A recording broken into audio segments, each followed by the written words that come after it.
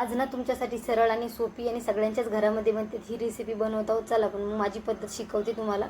आता मस्त भरलं वांगं बनवायचं होतं. वांगं आता आम्ही दोघंच खातो, त्याच्यामुळं वांग्याची क्वांटिटी कमी घेतली बरं का. मुलं काही खात नाही माझे, त्याच्यामुळं मग मी जास्त वांगी घेत नाही, ती फक्त रस्सा रस्साच खातात. वांगी कट करून घेतली आणि पाण्यात टाकून दिली. म्हटलं चला मसाला भाजून घेऊया. थोडा स्पीडमध्ये केला व्हिडिओ, कारण की व्हिडिओ भरपूर मोठा झाला होता. पटकन मसाला भाजून घेतला. मसाले मी सांगते तुम्हाला. कांदा टाकलेला, थोडा लसूण टाकला होता, एक टोमॅटो कट करून टाकला आणि धनी टाकले, दगडी फूल टाकलं, त्याच्यामध्ये खसखस टाकली. मस्त मसाला भाजून घेतला. थोडे शेंगदाणे टाकले, थोडे तीळ टाकले आणि जिरे पण टाकले. मस्त भाजून घेतले.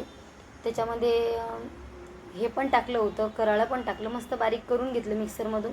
लगेच फोडणी देऊन घेतली. गॅसवरती कढई ठेवली. कढईमध्ये 2 चम्मच तेल टाकलं. आता तुम्हाला कांदा ॲड करायचा तुम्ही करू शकता, पण ह्या पद्धतीने बनवा बरं का.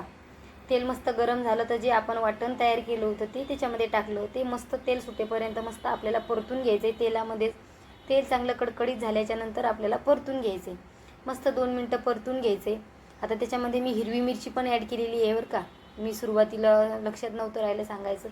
आणि हिरवी मिरचीमध्ये बनवलं तरी पण चालते. चांगला मसाला तेल सुटल्याच्यानंतर त्याच्यामध्ये आपण लगेच वांगी टाकून घेऊया. 2 मिनटं वांगी मस्त परतून घेऊया मसाल्यामध्ये. मस्त छान लागते चवीला. वांगे परतताना मसाल्यामध्ये मीठ पण ॲड करूया, कारण की वांगे खाताना टेस्ट यायला पाहिजे, त्याच्यासाठी थोडं मीठ ॲड करते. मस्त 2 मिनटं परतून घ्यायचं व्यवस्थित मसाल्यामध्ये. आणि आपल्या घरामध्ये जे बेसिक मसाले तेच यूज करायचे. आणि दुसरे असले तुमच्याकडे ते पण टाकू शकता तुम्ही. आता त्याच्यामध्ये मी हिरवी मिरची ॲड केलेली आहे, थोडेच मी मसाले ॲड करणार आहे. म्हटलं जास्त तिखट व्हायला नको. मस्त 2 मिनटं वांगे परतून घेतले. वांग्याचा कलर बदलेपर्यंत मस्त परतून घ्यायचे. त्याच्यामध्ये जे माझे रेग्युलर मसाले तेच ॲड केले मी. मस्त 2 मिनटं ते पण मिक्स करून घ्यायचे. आणि मिक्स करून झाल्याच्यानंतर 2 मिनटं व्यवस्थित ते परतून घ्यायचे. नंतर आपल्याला किती पाणी ॲड करायचं त्याच्यानुसार तुम्ही करू शकता बरं का. 2 मिनटं परतून झाल्याच्यानंतर मसाले वगैरे सगळं व्यवस्थित परत 2 मिनटं व्यवस्थित परतून घ्यायचे. मस्त 2 मिनटं परतून झाल्याच्यानंतर त्याच्यामध्ये बारीक चिरलेली कोथिंबीर टाकायची. आणि बघू शकता किती छान सुरेख कलर आलेला आहे. तेल मस्त सुटायला लागले. आणि म्हटलं आता शिजण्यासाठी वांगे पाणी टाकूया. तुम्ही बघू शकता वांग्याचा कलर किती बदलला आहे. चांगलं परतून घ्यायचे. बदलेपर्यंत परततच राहायचे.